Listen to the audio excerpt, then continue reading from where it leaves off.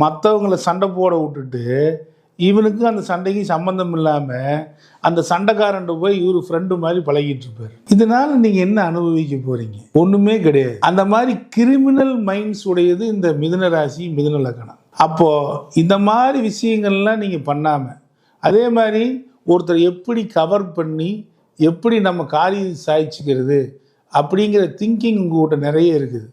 அதை நான் தப்புன்னு சொல்லலை. ஆனால் அதுக்காக எந்த லெவலுக்கு வேணாலும் இறங்கி போகலாம் அப்படிங்கிறது இந்த மிதுன ராசி, மிதுன லக்னக்காரர்களுக்கே உண்டானது. அப்படியெல்லாம் இல்லாமல் வாழ்க்கையில் கொஞ்சமாவது பிரின்சிபல்ஸோடு போனீங்கன்னா நிச்சயம் நீங்கள் மிக பெரும் வெற்றிகளை அடைவீர்கள். அதே மாதிரி இவங்களை பொறுத்த வரைக்கும் பாருங்கள், இவங்க கெடுறதே இவங்க வாயினால தான். 2ஆம் இடம் சந்திரன்.